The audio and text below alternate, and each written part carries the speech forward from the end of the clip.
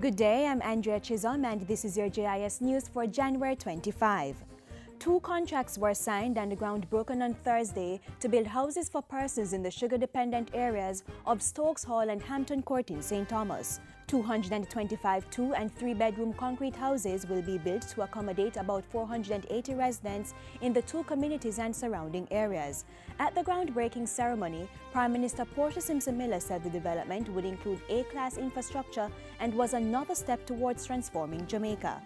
The barracks relocation project was therefore conceived to build decent houses and decent communities for the current and future generations of occupants. The contracts total $308 million and were awarded to Pavement and Structures Limited and Alcar Construction and Haulage Company. The developments are part of the $1.4 billion Sugar Barracks relocation project, which will benefit some 876 residents at 7 relocation sites across the island. Scrap metal exporters will be facing some new rules when the trade resumes Monday. The new measures will be reviewed after 6 months, but in the meantime, Industry Minister Anthony Hilton says it's hoped they'll allow traders and the country to earn vital foreign exchange without resulting in theft and the destruction of national infrastructure. I have no interest in presiding over anything which is remotely ad hoc.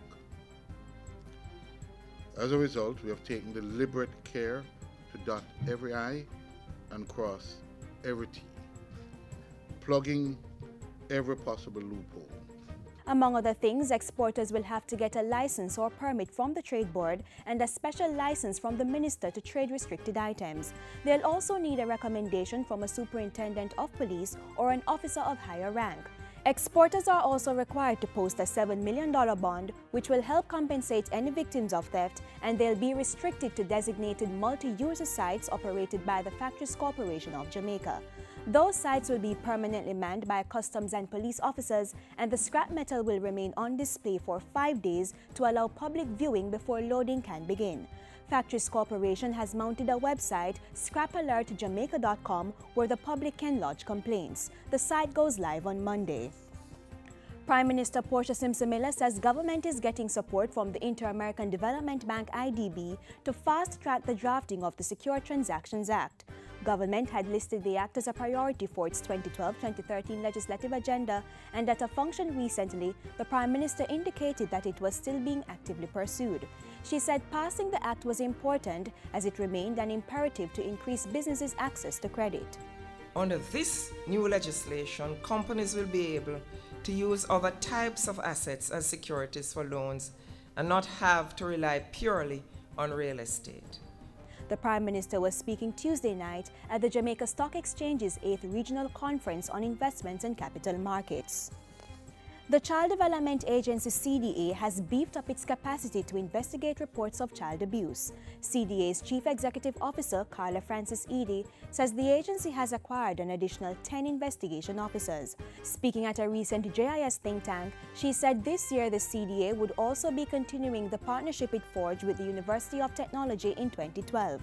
Under that agreement, 9 students from UTEC's Child and Adolescent Health Degree program will begin working with the CDA's investigations unit in a few months. And finally, major changes will be made to traffic movement in Halfway Tree to improve pedestrian safety at busy intersections. The changes take effect Sunday, January 27, and will be monitored for 6 months to determine their effectiveness. As of Sunday, buses won't be allowed to leave the transportation center along Constant Spring Road and go across to Sudmere Avenue.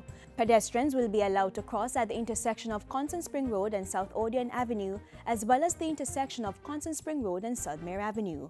Conflicting vehicular movement at both intersections will be stopped.